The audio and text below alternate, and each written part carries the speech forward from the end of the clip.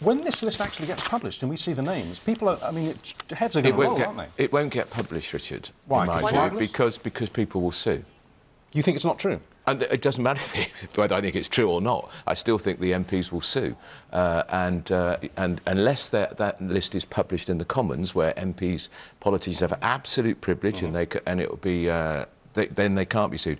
And talking to Labour MPs, because most of those are Tories on that list, they're saying they're not going to use parliamentary privilege to name and shame. The reason is some of the cases are disputed. Yeah. Some of them are hearsay rather than directly involving the people, you know, who compiled the list. Why did they compile the list? What was the motivation for compiling this list? Because it seems, according to the papers, it's so you could show staffers, here's the list, stay clear of these guys. Yeah. Don't be alone. I think there is an element of that, and there are some women now who are very concerned, and they want to speak out, and they want to try and have the culture changed. And that is a good thing, because Parliament is an extraordinary place. It's our house of cards. It's kind of... Now, this is swirling around. I don't think it's as serious as the Expenses scandal, but there are echoes of it. Why do you not think it's as serious as the Expenses scandal? Because I don't think anyone's going to go to jail for this. The really serious offences, I'm going to have to be careful because of criminal cases, actually don't involve MPs, they involve other people who work there, because it's an extraordinary place, because you have MPs with real power, and then you have lots of young people coming in. It's like Freshers' Week at university, and it goes on all year. So the problems aren't just involving MPs, it's a wider culture in the place. We get lots of very bright, ambitious, pushy people. So sorry, I was just going to say that you say it's not as serious as the Expenses scandal, and I understand what you mean from the point of view that people won't go to jail. But what we're talking about here, Andrew, is it seems a culture where women feel like they are at risk and genuinely have experienced sexual harassment, intimidation, a failure of accountability. And this has been going on for years. Women who've complained about treatment and being told, well, just wait till the next election or by-election. So, yes, I understand that perhaps there won't be criminal charges in many of these cases. People won't go to prison. But in a way, this is involving the treatment of women, which is actually really serious. And the problem with the Commons, and it was ever thus, because I've been working there since 1988, it's always been a male-dominated club. They set the rules, there's all the bars, and they have this aura of power to some young researchers and secretaries who look up to them, and they respect them, they admire them. Well, and sometimes they exploit it. They exploit it. They've been exploiting their power, and that has been the worst part of it. It's been an exploitative atmosphere, where they think they can get away with it. And they should have had a code of conduct imposed years ago. And was said by a couple of women MPs yesterday, they seem to think it's the perk of the job. Yes. When you get power, these perks... Some of them are predators, unquestionably. They see it as a hunting ground. And we know who they are. But it is like so many other workplaces. I'm not defending Parliament. Parliament should be different. It should set an example. It should try to get the tone right.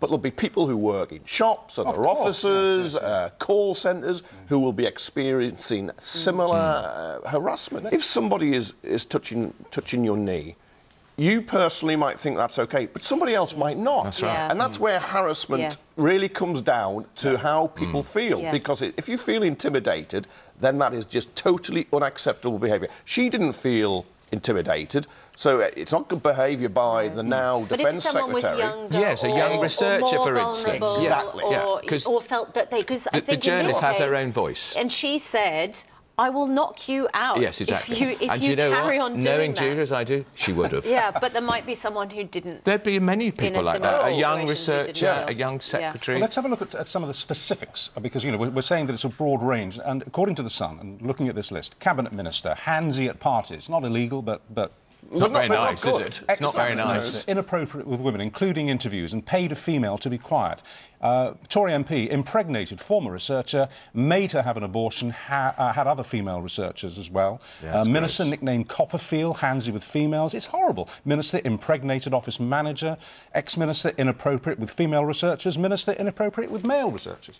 On it goes. What a sleaze pit. It's quite a list, isn't it? Oh, it's not just men on women. It's men intimidating men as well. And in a few cases, women and men, but only a few. It's mainly men and women. Well, I suspect that the minister who asked his secretary to buy some sex toys for him while he couldn't buy his own, I suspect he may well be the first to go, and he'll resign. Garnier. Yeah, I'm surprised he hasn't gone already, actually. But of course, the Prime Minister kicked it into touch by getting the Cabinet Office to investigate. Right, Theresa May demands higher standards. It's always deeds, not words. You've got to look at what she's doing. She tried to make it cross-party. That's fair enough. No party has a monopoly on bad behaviour. It's across all parties to some extent. She should say, right, he's out, that's it, finished. He's gone. His career's effectively over. You might as well put him out of his misery. There will be a code of conduct which will be very strict, and it will have to define, in my view, what is acceptable behaviour or not. And touching somebody's knee may not seem very serious to some people, would be unacceptable. If you're somebody's boss, do not touch their knee. Right, that is it. If you have two consenting adults, that's OK. And what happens to the Defence Secretary? Well, it's a long time ago, and Julia says she doesn't care, and it's all over and done. He's embarrassed, and he's a bit of a smaller man today than he was yesterday.